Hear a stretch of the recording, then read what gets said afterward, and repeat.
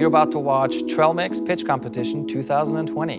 You'll see 5 early-stage food product entrepreneurs who are going to get on our stage and compete for a $20,000 cash prize and a much sought-after spot on Albertson shelves. Hi, I'm Dan Smith. My name is Matt Bishop. Thank you for the opportunity today to share a little bit of our product with you. When it comes to food, food is very visceral. Food is very personal. You are what you eat. You put it inside of you. And it's much like art.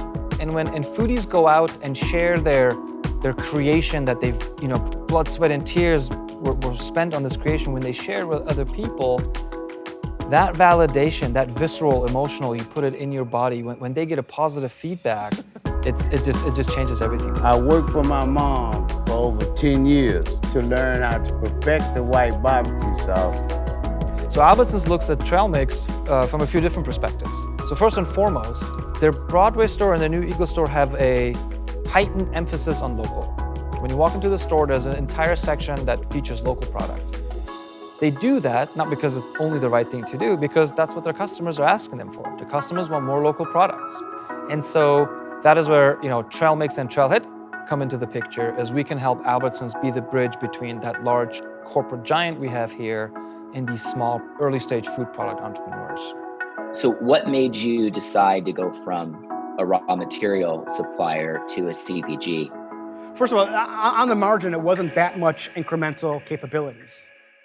Most food product entrepreneurs have pitched for some kind of investment, or have gone to a bank, or have had to convince their spouse that this is the next best idea on the planet and I have to do this, honey.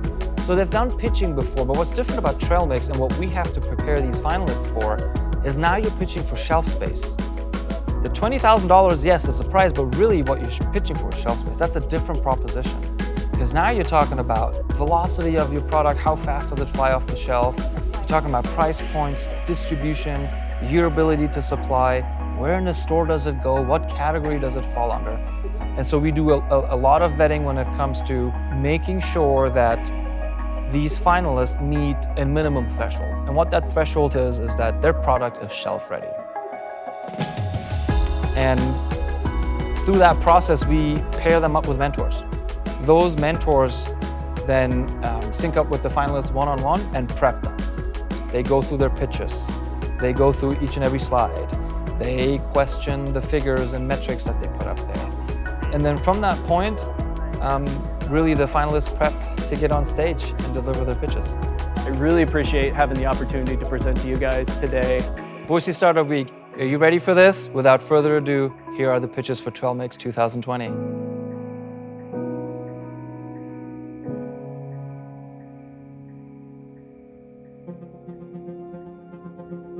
The best advice I would give is that, a good idea is a dime a dozen. Execution is the most important thing, but cooperation is even more important. Learning how to build a coalition effectively, especially with what we were doing, which was ahead of the curve. Winning the pitch competition would be immeasurable. You can, it's the visibility, the validation. It would be an inflection point. Hello, I'm David Wishner. I'm CEO and co-founder of NutriBerry, and this is our pitch for the Trailmix Pitch Competition. Hello, my name is David, and I'm grateful to have the opportunity to share with you how I founded NutriBerry and the journey of how NutriBerry developed the capabilities it has today. In 2011, while finishing my MBA, I began to discover that I was very entrepreneurial and that real opportunities in food and beverage were happening from the ground up. Since my undergraduate degree was in chemical engineering, I thought a good place to start would be to organize a conference with the American Institute of Chemical Engineers on sustainability to fish for ideas of what to build a company around. At that conference, I met Professor Graham Allen. Professor Allen has been a chemical engineering professor for decades and teaches creativity and innovation. He mentioned to me how he'd been reading about the health benefits of berries and introduced me to some Pacific Northwest fruit processors. These processors educated me on fruit processing, and they gave me some berry seed cake to work with that's often discarded during the production of seedless puree. After tinkering with an R&D berry seed process, I went into business with Robert Allen, Graham Allen's son, leased a 3,500-foot food processing facility, and scaled up our manufacturing process. And like Joe Albertson, I became a clerk at a natural grocery store on the weekends. And then I started working at a high school as a tutor. And while I was tutoring, I started to realize that the students were doing projects on how to read nutritional labels. And they were doing projects and studying the microbiome. It was those experiences and walking the aisles countless times on the weekends that helped me understand that NutriBay had a purpose and was developing the capabilities to meet unmet consumer demand. The way people perceive food has changed rapidly over the past several years, but there appear to be two societal trends locked in. First, that the environment be protected along the food chain, and second, demand for healthier products. This has created a brand new category. It's called upcycled food. Simply put, upcycling food reclaims nutrient-dense byproducts that would normally be discarded and transforming them to be used in food and beverage manufacturing. It's a big issue. In fact, in the US alone, over 52 million tons of unused food ends up in the landfills. 1/3 of everything in landfills is food. And going back to the changing market sentiments, a recent Drexel University study suggests that consumers perceive upcycled food to be on par with organic certification. Saying it another way, consumers may be willing to pay more money for truly upcycled and sustainable products. And the food industry is listening. They created the Upcycled Food Association, and they're rolling out a certification process. And CPG products that use a certain percent of upcycled ingredients can use their logo to communicate to consumers that the product they're about to purchase is upcycled. This has only been amplified during COVID. In fact, a recent survey says that 85% of the people that responded back have been thinking about sustainability more often during COVID than before. And 58% of those consumers say they'd be willing to pay more money for products that demonstrate environmental responsibility. But we're much more than just an upcycled food company. We work with berry seeds, and seeds have nutritional value. Think flaxseed, hemp seed, chia seed. But what differentiates berry seeds is their high content of polyphenols. Polyphenols, though natural antioxidants, are much more than that. They're prebiotic. That means the 5 to 7 pounds of gut bacteria that we all have, collectively known as the microbiome, consume polyphenols. And science has proven that when these bacteria consume polyphenols, they produce healthy compounds that have a positive impact on human health. The nutraceutical market is growing at 9% compounded annual growth rates. And more specifically, the polyphenol market is growing at 7.1% compounded annual growth rate, revised upwards. NutriBerry is already working with independent natural retailers, and many of them are very cooperative with us and tell us what's working. And what we found out is that our product, as one retailer said, is flying off the shelves by the bananas. It's literally low-hanging fruit. We believe that's because our product works excellent in smoothies. But we're much more than a standalone product that can be used in smoothies. The berry seeds, because they've been in a berry, absorb a little bit of flesh. And when they're milled and you add heat, it releases a very pleasant aroma that fills up the room and is also retained in the baked good product. So we think extending our product into baking mixes, which are up 125%, makes sense. Raspberry, blackberry, and blueberry, powered by NutriBerry. And baking mixes are up 125%. One Smart Cookie, powered by NutriBerry. We're also ketogenic friendly. We have 1 gram of net carbs per 5 grams of serving. And the polyphenol content plays right into the ketogenic diet. Bulletproof 360, for example, a pioneer in the ketogenic diet, has launched an in-fuel product. And their attributes are high in fiber, high in polyphenols. We're 60% fiber. And we're low in sugar too. If you think about a whole raspberry that's dried, it's about 60% sugar. We're 5% sugar. And we have more polyphenols in the fruit itself, and we're 60% fiber. NutriBerry already has traction. We started off as a B2B bulk ingredient business and have forward integrated. We've sold bulk food ingredients to New Zealand.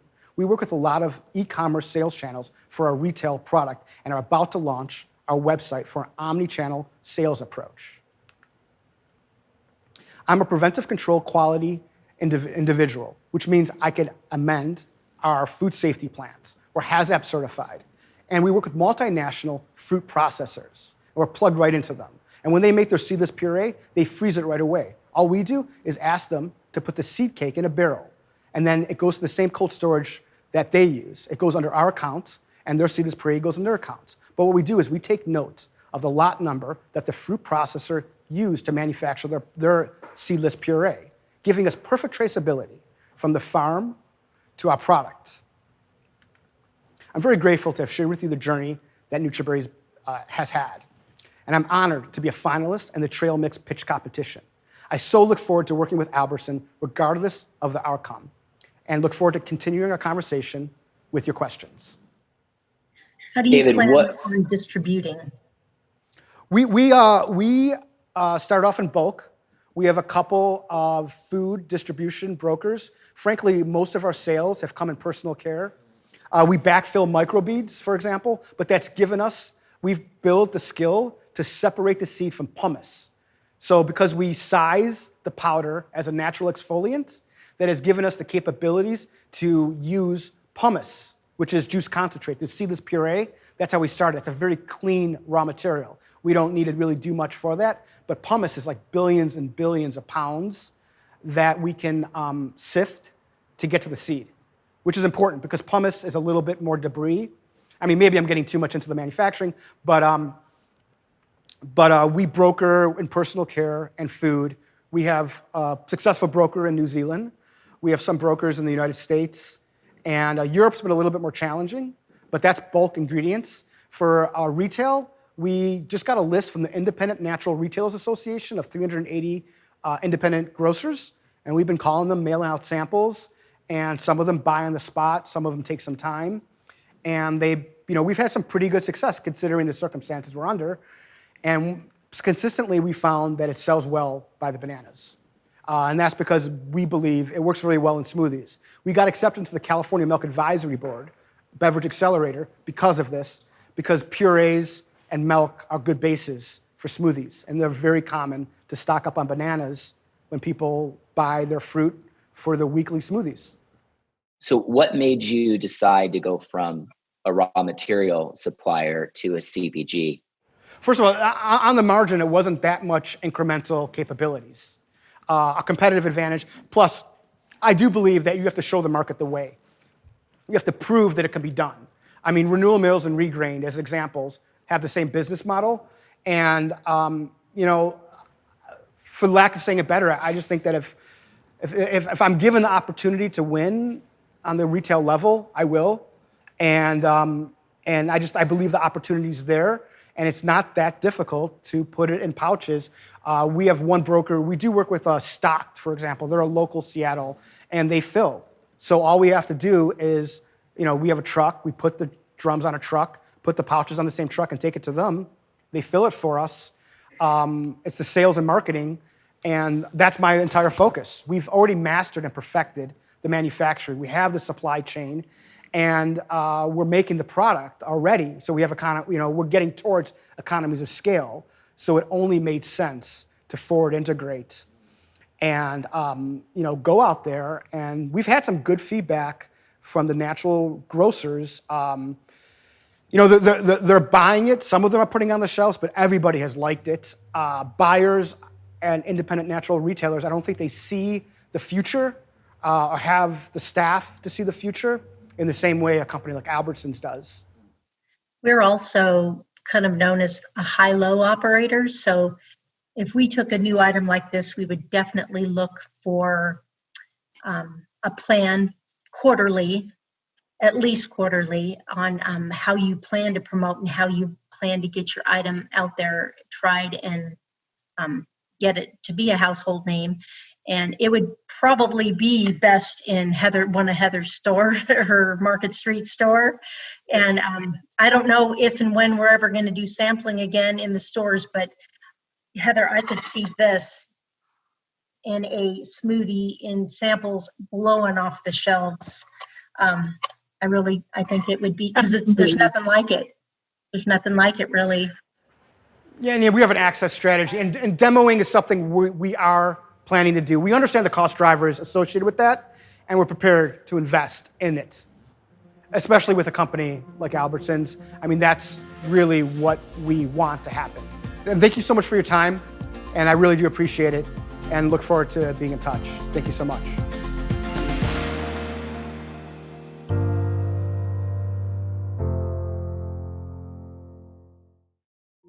There's some history in my life that has helped me to really focus on the long-term goal while making adjustments as we go. I climb mountains. Don't right now, but that was one of my favorite things to do. And I could see the top, but the path that you took to get there, sometimes you'd run into boulders, you'd have to do something different. And I think if people can keep the eye on that long-term goal and that persistence and that ability to adapt, I think is what resiliency really means to us. Winning this pitch for me would be a validation that I made a good decision. I was managing a 6-surgeon medical practice for almost 7 years and walked away at the end of the year from a $100,000 a year job to do sipping vinegars. And so the validation that it would bring to me, that just like an encouragement, not so much that I need a stamp of approval, but we're on the right path. This is the right direction to go. Hi, I'm Jenny, founder and CEO of Wild Heart Sipping Vinegar, and this is our pitch for the Trailmix Pitch Competition. I'm Jenny. Thank you for the opportunity today to share a little bit of our product with you, our sipping vinegars, also known as shrubs.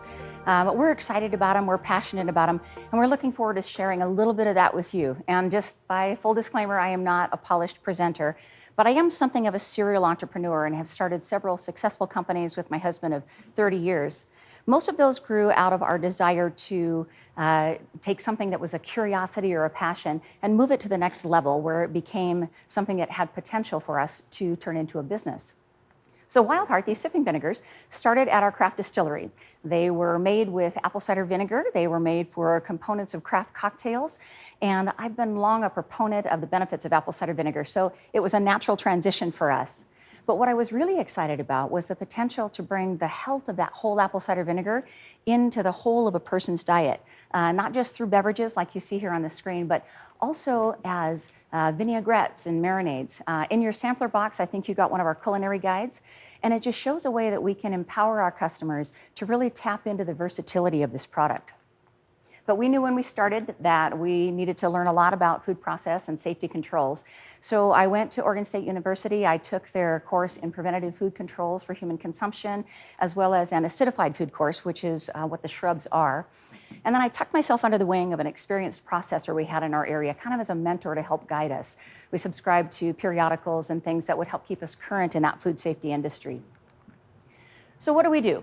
We take that healthy apple cider vinegar and we combine it with natural fruit juices and botanicals, with spices and herbs, with natural dark cane sugar and raw honey, and then we cold age the whole thing for 4 to 6 weeks.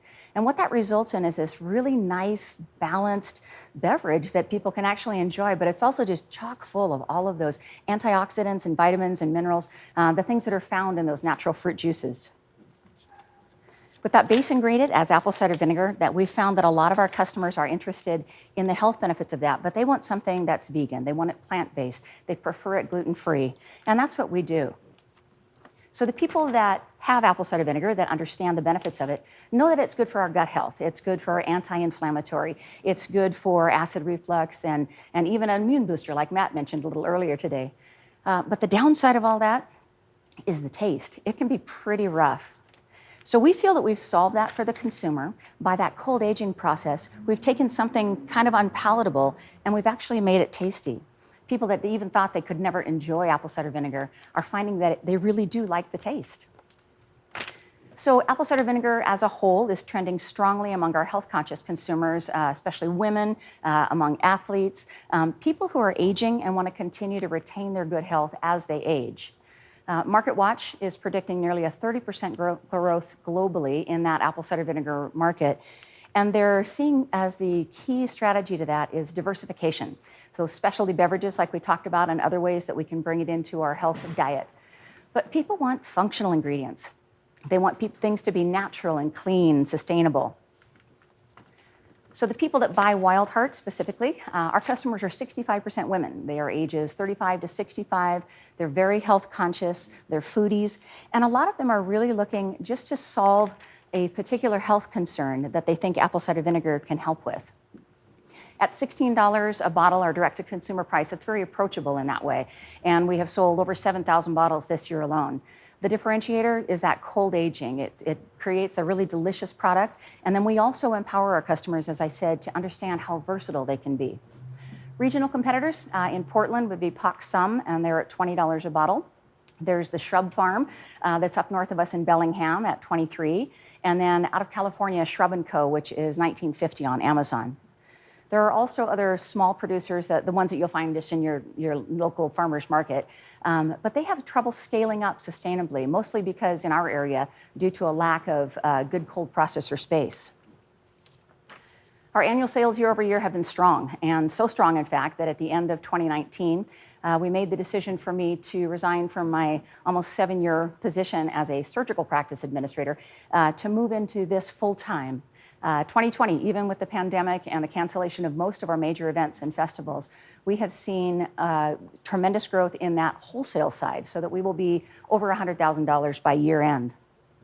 We have a very strong team, not only my husband and myself, but we have other people that are very strong in our producing side and in our sales side.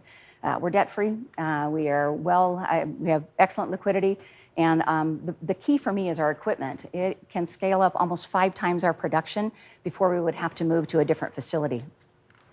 So some of the things we see as growth facilitators for us in the next 2 to 5 years are moving to a larger facility so that we can make enough product to support our relationships with our larger retailers. We're still expanding into farmers markets. That's where we get to introduce ourselves to people, have them try our product, and then send them over to those retailers, the innovative ones like Albertsons on Broadway and others that are really kind of changing the dynamic of that customer grocery shopping experience. And that processing space I mentioned, we saw a need there. So my husband and I forged a relationship with our local EDC, with our Department of Agriculture, Washington State University, and we're creating an incubator space of almost 5,000 square feet where those smaller processors can step in and grow their businesses. I think that's why Trailhead was so intriguing for us, is that there's an understanding that our success should be a rising tide that helps float others as well. So our customers find us at farmers markets, at fairs and festivals. The customers that find us there, they're looking for something that's delicious. They're looking for something that's versatile. They're looking for something that has value added, not just a beverage, but something that they can translate into a variety of things. So they find us at specialty shops and niche shops. And again, those progressive grocers like Thriftway and Tacoma Boys, soon Metro Market, and hopefully Albertsons. The only thing that we saw as a challenge with those larger retailers was where to put us, because we fit in several different categories.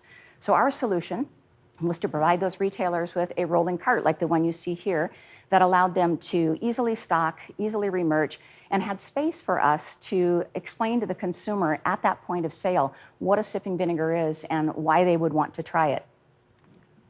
Our retailers that do that see a turnover near their busier check stands of 50 to 75 bottles a month, which we feel is significant. And I don't know if you've tried them yet, but I hope when you do that you love our vinegars as much as we do. I hope you find them delicious and intriguing. And I hope I've communicated well how they will resonate with your health-conscious and your food-centric customers. And I believe we have some questions now.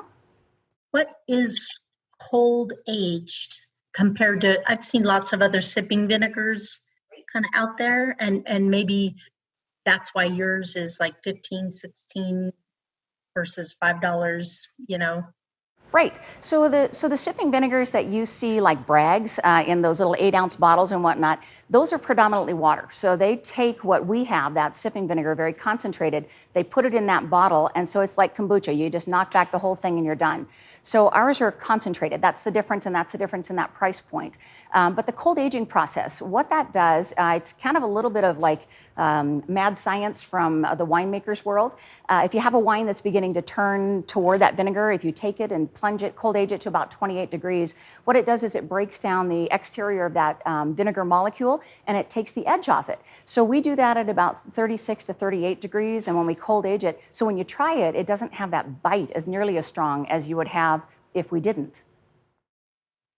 So what would be the proportion? Like, we have these cute little shot glasses to be able to try them, but if we were making, do I take a can of Soleil sparkling water and add how much? Exactly. So about a half an ounce. So that's what I enjoy, and it keeps that flavor is nice and soft. My husband likes it a little stronger, so he'll do a little more to an ounce. So in each one of those bottles of sipping vinegar, there's about 26 of those half-ounce servings.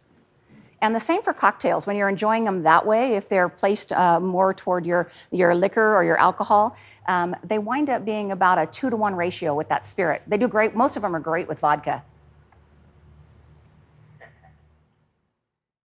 I just wanted to ask one question to be clear. So from a vertically integration standpoint, so you're a distillery, and you were saying that if as you scale, you're able to do that at your current facility, or you're going to use co-packers to do that. So I'm not opposed. Co-processors, Yeah, I guess, I'm not opposed to co-packers. I don't think we're at the point now where we need that. So we're continuing to rely on the staff that we have and what we're doing. So the distillery is one facility, and we sell the vinegars out of there. We have a commercial kitchen space that we have been working out of to produce the vinegars. But we knew we were going to outgrow that quickly. So the last almost year and a half, 2 years, we have been acquiring, retrofitting, and building equipment that will fit into a much larger facility. So instead of doing 50 bottles at a time, we moved to 100 bottles at a time, and then 200 at a time. And now we're doing 2 batches in a production that are over 500 apiece, and we can go to almost 5 times that before we have to change our equipment. So the kitchen that we're moving into at the end of the year will be that stair step, that next step before we move to a co-packer. And the last thing I would just add, just as you're thinking about your scaling, think about your cost structure. It's one thing to be able to go to direct, Heather and Kim know this better than I do, but as a CPG brand, it's one thing to go direct to the marketplace stores. But as you expand and expand that footprint, you're going to have to think about a distributor, and that distributor could take anywhere up to about 25%. So when you think of your costing structure at 16, because I think you're mentioning most of your competition is above $19 to $20. So just know that as you scale, you'll have to think about that extra 25% margin in there for a distributor, so that you're really giving real thought to your profit margins. I think you were talking to my husband earlier, because that's the exact same thing he and I were discussing on the plane on the way over here from the Olympia area, as he was talking about the need for that. And I think it's something that we definitely have in the works. So thank you. I appreciate it. I was pleasantly surprised. I was kind of worried about tasting vinegar, but every one of them was tasty. I'm so glad to hear that. Thank you. Very good.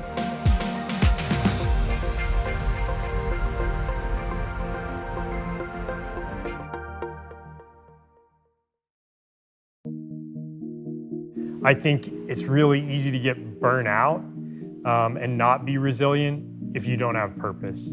And so for us, I think having purpose has been key. If we're fortunate enough to win this competition, we would use the $20,000 in shelf space to obviously continue our mission. We're doing something that fundamentally is just structured differently than how most people imagine coffee being traded and sold. And we see huge value in that, but it also requires a little bit more effort and sometimes funding to be able to communicate that appropriately and tell people why this is different. I'm Matt Bishop, CEO and co-founder of Direct Access Coffee, and this is our pitch for the Trailmix Pitch Competition.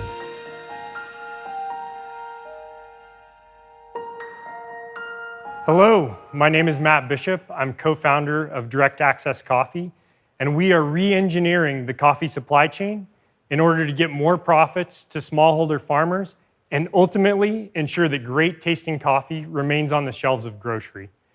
Great tasting coffee is currently at risk because the smallholder growers who produce 80% of the world's supply of specialty coffee are also at risk. I would like to introduce you to Humberto Pecopaque. Humberto is a Colombian farmer who farms roughly 5.5 acres. And Humberto produces some exceptionally great tasting coffee.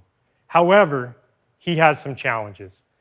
When Humberto harvests his coffee, he can't take it and sell it to his neighbors because his neighbors all have a taste for instant Nescafe, and they don't have enough money to pay Humberto. Now, Humberto has a lot of potential customers in the US, in Europe, and other markets that are willing to pay top dollar for his coffee. However, he has some challenges there as well. When Humberto takes his coffee to the local intermediaries and processors who can help get his coffee into the export market, they all offer him the same price that Umberto's father would have received 45 years ago. This is an issue because Umberto's costs of fuel, fertilizers, his picking costs are all significantly greater, to the point where Umberto is no longer profitable. And he's not alone. We see this same thing with smallholder farmers in coffee growing regions around the world. Under the existing supply chain model, smallholder farmers often sell their coffee off of the farm almost immediately at an incredibly low price. From there, that coffee is traded from intermediary to intermediary, each one owning and reselling the coffee outright with a lot of profit being extracted. Each of those players is looking for profit maximization for themselves. At the end of the day, a lot of profit's taken out of the supply chain that doesn't go to benefit the smallholder farmer and doesn't even add value to the coffee. We've invented a new ownership model at Direct Access. We allow our farmers to own their coffee from the moment they grow it until it's sold through to grocery. We do this by aligning lenders with farmers. Once farmers borrow this money, they're capable of paying for their production costs, and they're capable of hiring us at the Direct Access team to manage a vertically integrated supply chain on their behalf. We help these farmers process their coffee, ship their coffee, roast their coffee, and package their coffee, all for set low fees. Once their coffee is roasted and packaged, we place that coffee under the Direct Access brand, a brand that we're actively growing in grocery and have sought outside investment to grow quickly. What does this mean for farmers? In the case of Umberto, if he were to take his entire crop for the year and be forced to sell it on the commodity market, he would actually lose money. If he's to take his entire crop and he puts it in Direct Access, he actually receives a profit of $15,000 for the year. This is a huge deal in an economy where the average annual income for a family is $287. Now, thankfully, Umberto is already one of our clients. He's a farm partner. We have additional farm partners in Colombia, in Nicaragua, and Guatemala. We're actively growing our presence in Indonesia, Ethiopia, and Honduras. We have a lot of interest at the farm level to participate in our program, and that's a great thing because we're going after a massive market. $2 billion is spent on specialty coffee that's consumed at home in the US each year, and specialty coffee is growing at a rapid clip.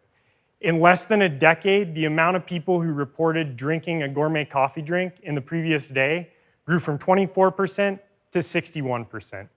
We're not only going after the people who are drinking specialty coffee, but we're going after another growing demand that we see in the market. That's a demand for transparency. RX Bar is a great example of a brand who's grown themselves on transparency in ingredients. Tony's Chocolonely is a great example of a company that's growing themselves on transparency in supply chain. And I should mention that Tony's has a strategic partnership with Barry Callebaut, which happens to be the world's largest chocolate producer. Barry Callebaut has committed to a completely transparent supply chain by 2025 because they see this growing consumer demand. Consumers want to know what they're putting in their body, where it came from, and ever more so, whether or not the people all along that supply chain were taken care of. We're meeting all of those goals. We're providing transparency in ingredient, transparency in supply chain, and financial transparency. We make a bold statement up front with our coffee. This coffee will save coffee, and we believe that. We are saving great tasting specialty coffee. On the front of our packaging, we tell consumers that we get more money to the smallholder farmers who need it.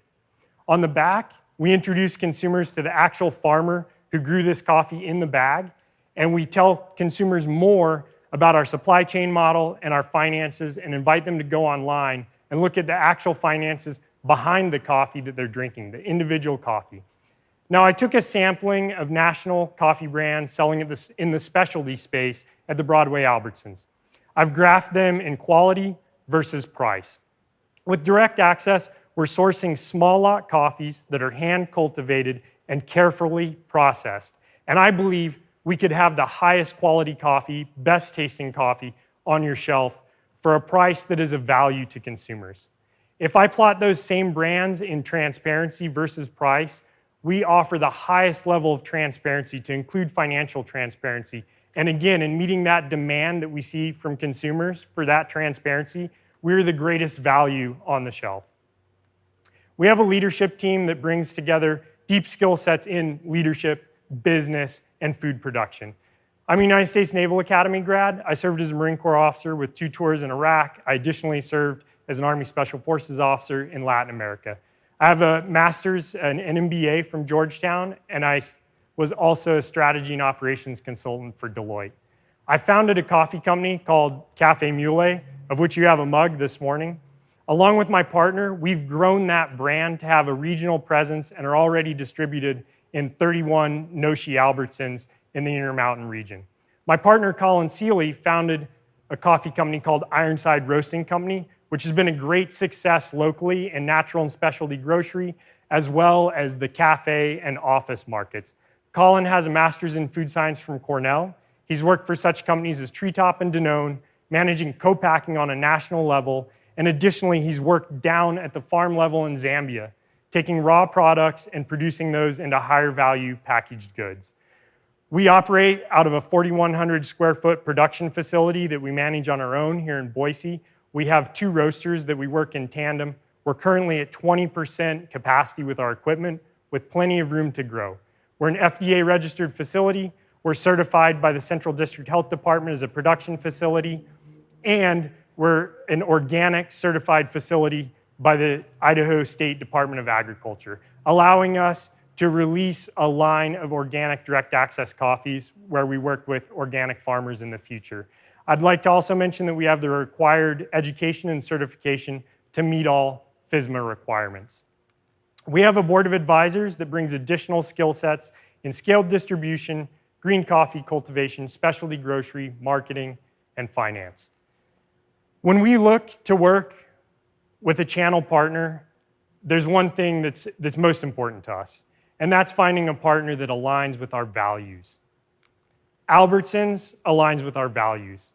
I'm going to give you a moment to read this quote by Chad Coaster, Albertsons Company's own brand Senior Vice President. As you can see here, Albertsons is looking to source coffee in a manner that improves the livelihoods of the people that grew that coffee. That's exactly what we're doing. We believe that through a partnership with Albertsons, we can scale direct access to a national level, and we can do so quickly. In achieving that, we can have a major impact on the livelihoods of smallholder coffee farmers the world over. And in achieving that, we're going to do something that has true relevance to our industry, ensures high-quality specialty coffee is in the market, and important to Albertsons. Through that partnership, we can ensure that Albertsons has the best tasting specialty coffee available in grocery on their shelves. Let's partner together to achieve these ends. Thank you. I would like to open up to questions. So do the beans get sent to you guys then here for you to roast and package? They do. So we're working with collectives and co-ops in Nicaragua, Guatemala, and Colombia right now. And so we manage our relationship with the farmers through those co-op operators. They end up, doing the processing, and we coordinate on the shipping, and then it gets sent here to us. We roast it and package it here in Boise. So Matt, well, first of all, congratulations on this. Right now, these beans are not organic. But obviously, in order for you guys to certify them organic, they're going to have their organic certification in place. Yes. Are you guys at the farm level? How do you know how they're producing the coffee? What types of chemicals they are or they're not using? Just tell me a little bit about that kind of real direct relationship. How direct really is it? Are you there? Are you relying on somebody else to tell you what they're doing? Yeah, right now we're relying on collective and co-op operators whom we've worked with for 4 years over the course of the other brands we've built. And we kind of cherry-picked those people because of the processes they have in place, to include codes of ethics that they have their farmers, sign and knowing their processes. It's funny, I was actually meant to be in Colombia in April and then a slew of other farm-level trips as we launched this. And then obviously we all know what happened, COVID happened. So I'm kind of on the burner as soon as COVID lifts to be down at the farm level. Right now, the best that we can do is with some of our farmers, we have varying levels of contact. There's one farmer in Guatemala whom I talk with on WhatsApp, and we send photos back and forth, and I have that level of contact.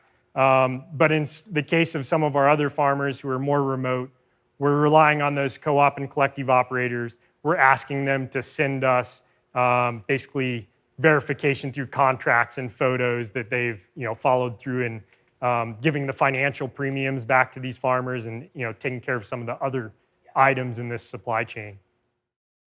So do you just have the whole beans in the grind, or do you have a K-cup version as well? So, yeah, currently we're not in any single serve options. We're open to those in the future. We launched this program, going into the shelf in grocery in July. So we're in 2 locations of a natural, specialty grocer here in Boise, one further upstate in Idaho. We've sold into a couple other locations of a larger chain, and then we have a grocery broker that's actively working on our behalf. We'd like to grow the whole bean and ground coffee for a little bit, but we're certainly open to moving into K-cups in the future. We see the demand there. We see the massive market that's growing there. Thank you very much. If there's no other questions, I appreciate your time. Thank you. Good job. Thank you so much. Have a great day. Enjoy the coffee.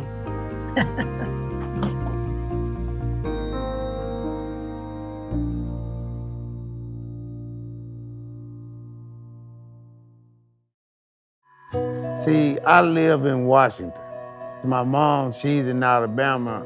So the way I look at it is to keep her legacy and food alive. I can do it from the Northwest, and then, keep her name alive. That way the restaurant and all that work she did won't die. And then I can pass it on to my kids, and they can have their kids. They can always see what the restaurant did out of all these years, and the outcome.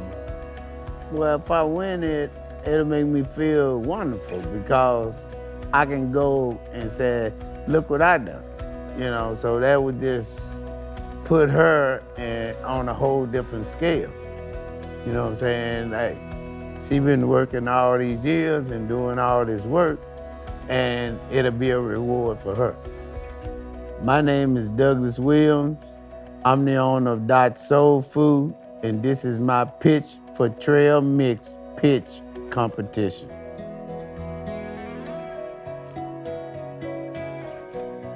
Okay, hello. I want to thank God, Trailmix, Albertsons, for this great opportunity to introduce you, and let you know that Dots give people different choices of sauces for their meats, salads, pastas, and coleslaw. Have you noticed that the world doesn't need another red barbecue sauce? What the world is missing is a white barbecue sauce. And let me tell you why. White barbecue sauce has a southern taste that is common in Alabama. Hello, my name is Douglas B. Williams. I am the owner of Dot Soul Food. I'm going to introduce you to the world's best white barbecue sauce and share a little bit about why I am here today. I want to start off by telling you my story and introducing you to my mom.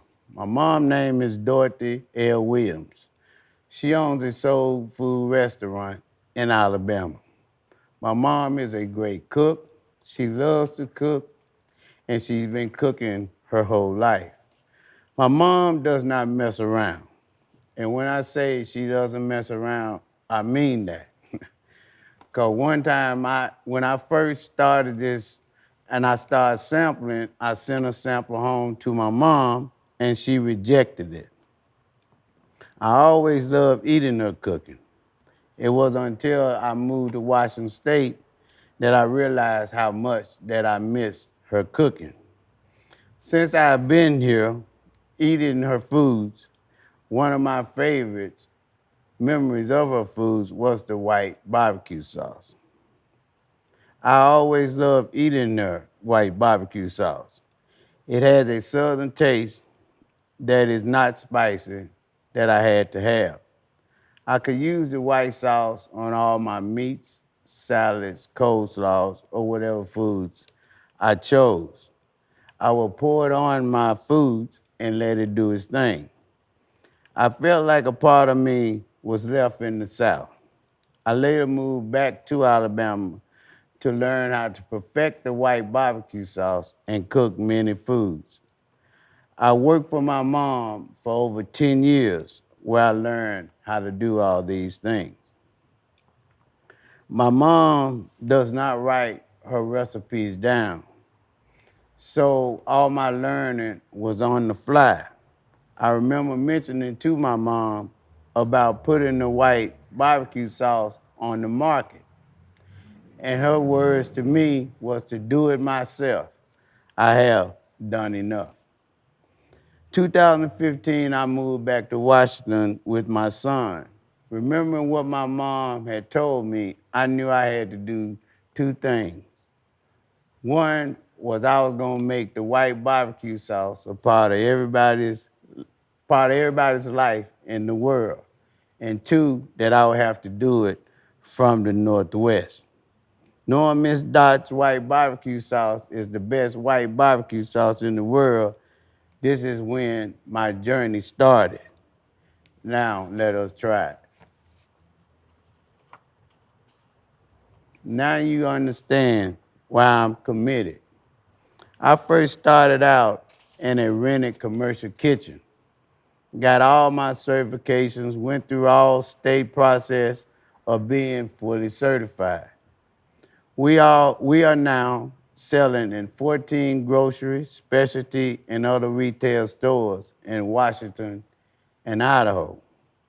I now needed a co-packer. I found it, Shaver Farms, located in Hayden, Idaho. They are a Chef Life FDA certified food manufacturing company. I am with Shaver Farm, but I am also speaking with other large co-packers for the future that will allow us to upscale our abilities for Albertsons. Researching how to get my unique sauce on the market led me to Professor Michael Elvinger from WSU Innovative Department. Mr. Elvinger helped me develop a blueprint to figure out the uniqueness of my white barbecue sauce.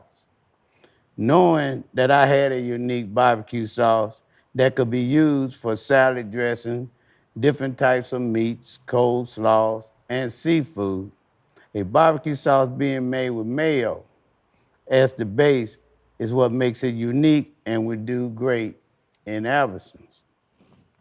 Here are my stats of my top 5 stores. I sell on average 2.5 bottles a week. In 2 years, I grew at average about 80%. All this happened without promotions or sales. There is not another versatile, great tasting white barbecue sauce on the market. My white barbecue sauce even sold 7 months during COVID without me even sampling.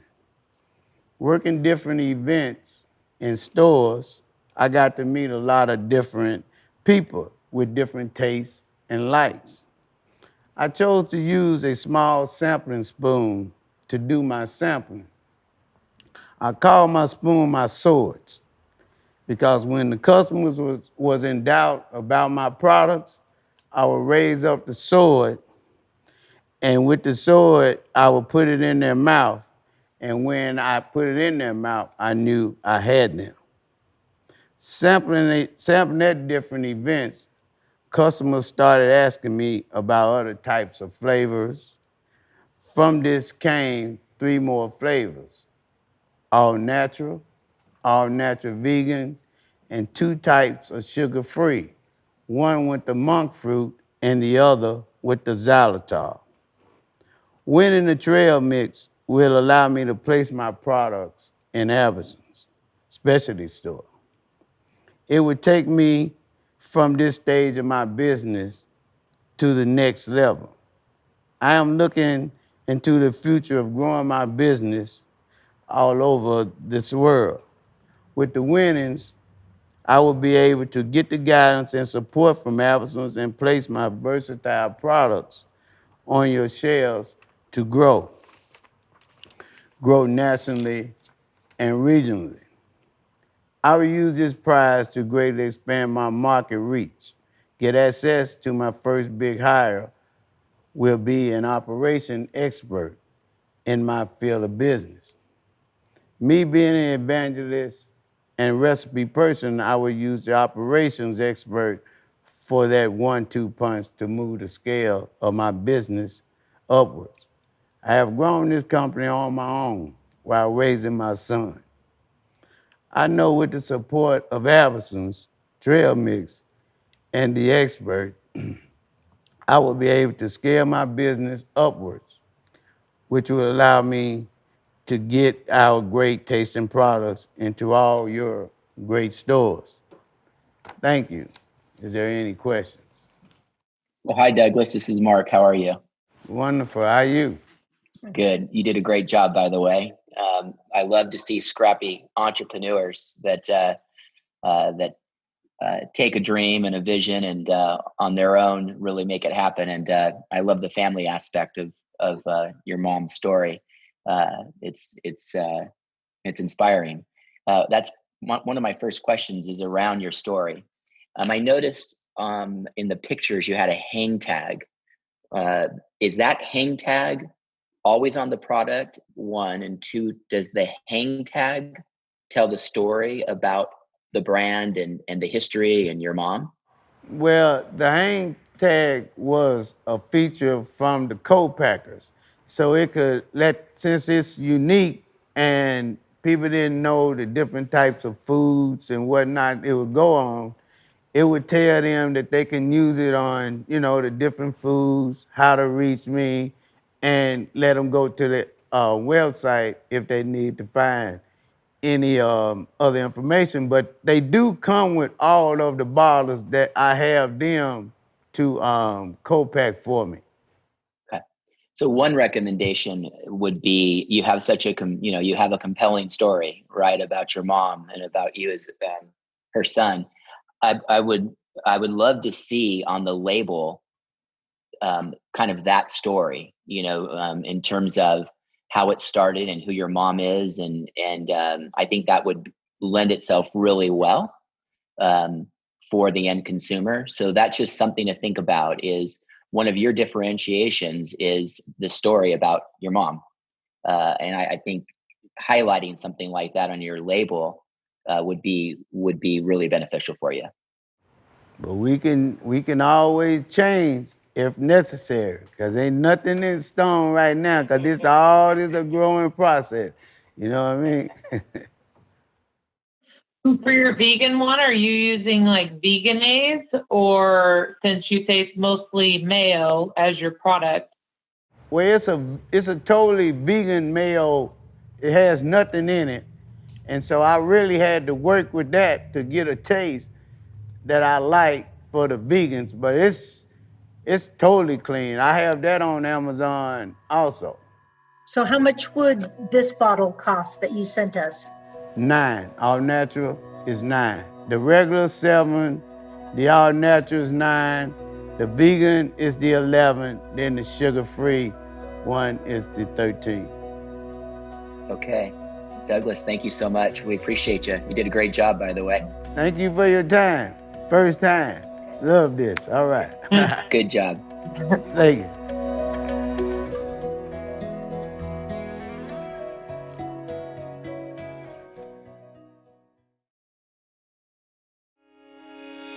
Most of the big companies, you work in silos. You work on specific things. And I've worked in a couple of family businesses where you're the band of pirates and you work on everything. And it excites me. But I learned a ton of things from the big companies, but I also learned I want this to reflect a better product. I know how hard I work at this, and I see these same people, whether it's been at the stores or wherever, you see them and you meet them at different events, and you see how they're hustling just as hard as you are. I know how hard everybody else is working, and to be recognized, it's truly humbling. So, and this is what drives me. I want to make this thing great, but it's part of it that, it excites me. These are all big wins when you can get them. Hi, I'm Dan Smith, founder of Recipe 33, and here's our pitch for Trailmix Pitch Competition. Hi, I'm Dan Smith, founder of Recipe 33. This all started when I went back to school, a lot of late night study groups. Somebody would always bring snacks. You read the back of the package, it's either loaded with junk ingredients or you get the dreaded residue, salt and seasoning all over your hands. That's when Recipe 33 was born. So the problem, all the additives, all the junk that's put into seasoned nuts, and then most nuts are oil roasted, so you get the unnecessary calories of the oil roasting, and then the dreaded Cheeto fingers with all the junk on your hands. The opportunity, the United States is a huge snacking culture, culinary trends. If you look at Bon Appetit online and the Food Network, there's a lot more education, and consumers are looking for bolder and different flavor combinations. And in health trends, people flip over the back of the package more today than they ever have due to health concerns, allergens, so people really care about what they're putting into their body. Introducing Recipe 33 infused almonds. So just like you would marinate a piece of meat or a piece of tofu, that's what I do with almonds. So I have a black truffle, smoky serrano, cinnamon vanilla, lemon rosemary, and then a brand new item, garlic dill. So for example, the garlic dill, we're using fresh garlic, fresh dill, sea salt almonds. Again, we create that marinade, we let the almonds soak, and then we have a proprietary process that pulls the moisture out and then none of the junk on your hands. And I think as you were sampling, you noticed everything but the truffle has an inclusion inside. So we want people to see we're using real ingredients. So in the lemon rosemary, you're gonna find the lemon wedges, you're gonna find the bits of the sprigs of rosemary, because I want people to see that there's 3-4 ingredients in the product. So that's great to have a good idea. Is the market there? So this was my, again, MBA project. So looking at my local backyard, Seattle, could we get into 50 stores? And after talking to Whole Foods and PCC in the local market, could we sell 2 units per store per week?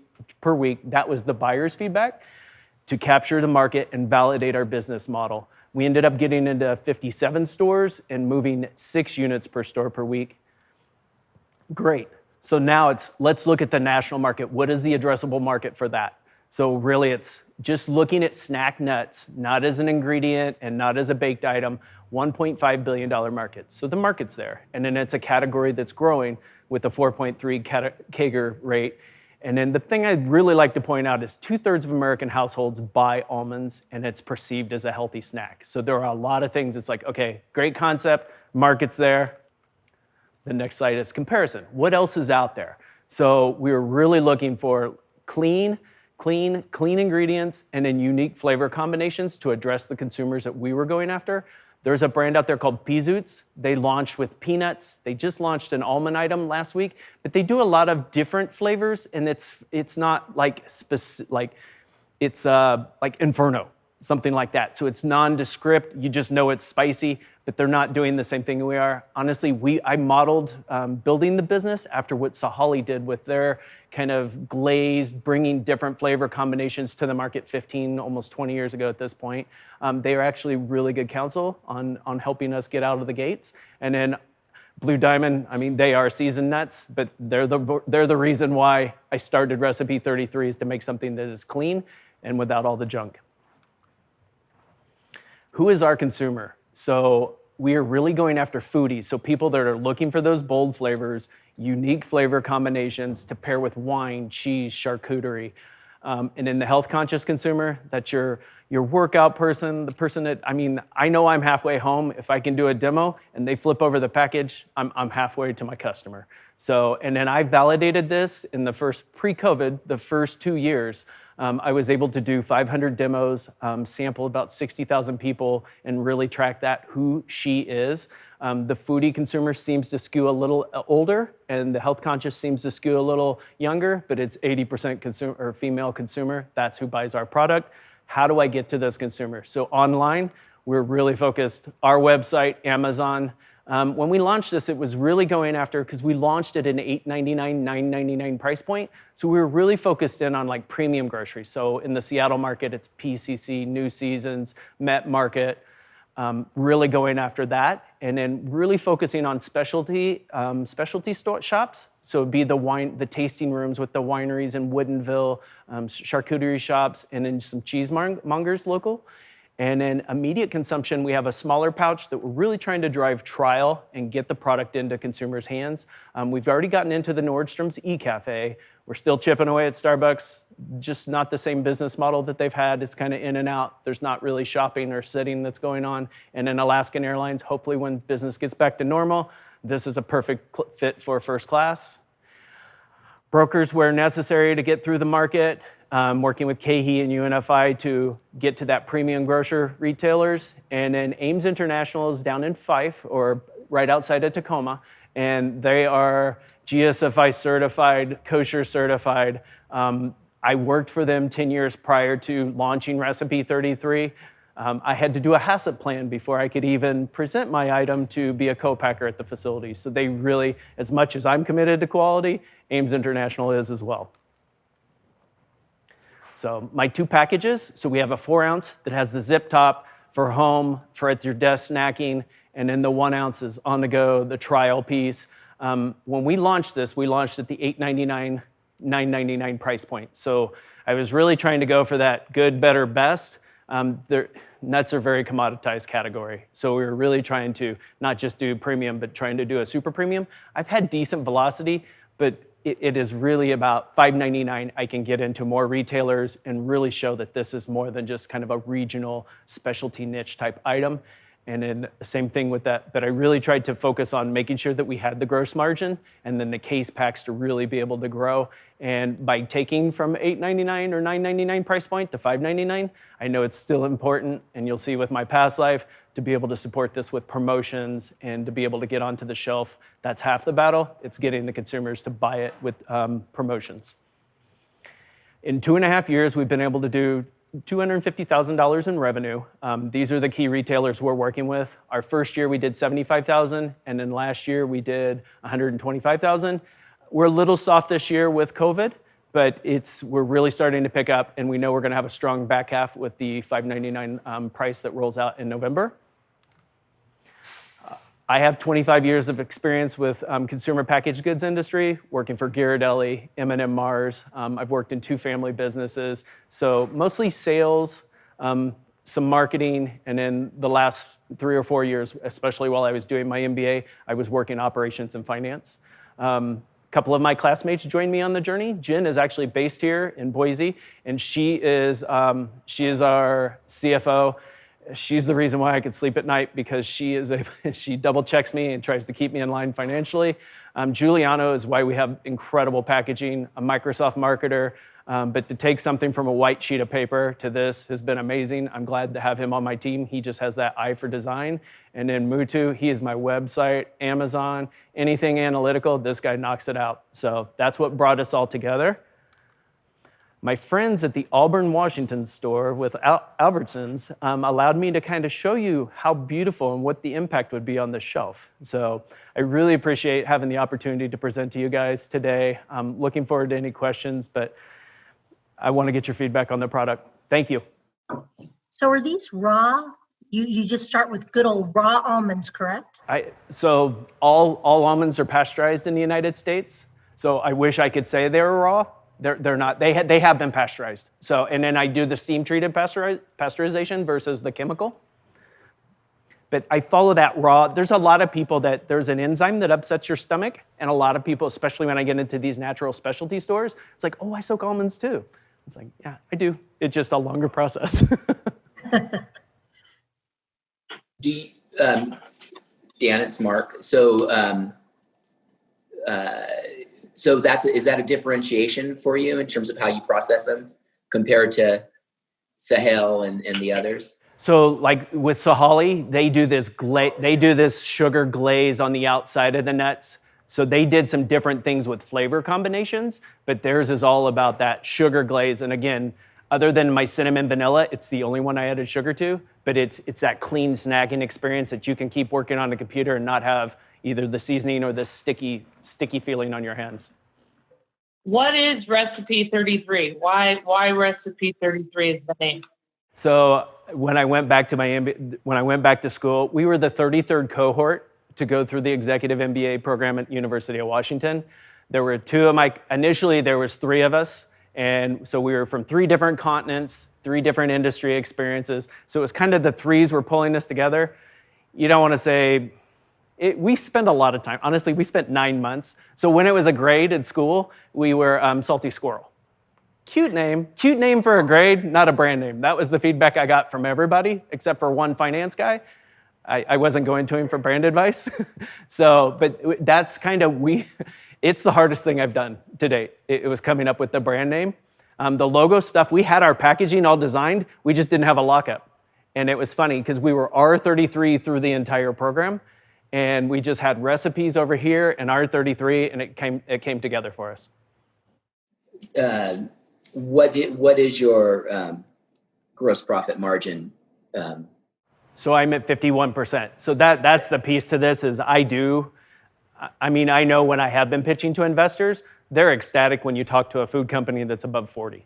So You're 51, even with KE in there. So I have stuff in there that if it's 25 to service and work with you guys, I have it built into that. So I've tried, this comes from the Mars and Ghirardelli of the world of what it actually takes to build the brand. And I've done a lot of private label co-packing in the past that like you're literally starting at 18 to 20% margin. And it's every penny. It's how you source the product. Because if you don't do a great job of sourcing, it kills you right out of the gate. But trying to build a brand, I wanted to make sure that I could support it with demos. I could support it with promotions, TPRs, ads. That's what it takes to get off the ground. Are you guys taking out a salary? Are you taking out anything? All right. All hustle, baby. All hustle all the time. All hustle all the time. Love it. Thank you guys. I really appreciate it. I appreciate all the conversation and the feedback.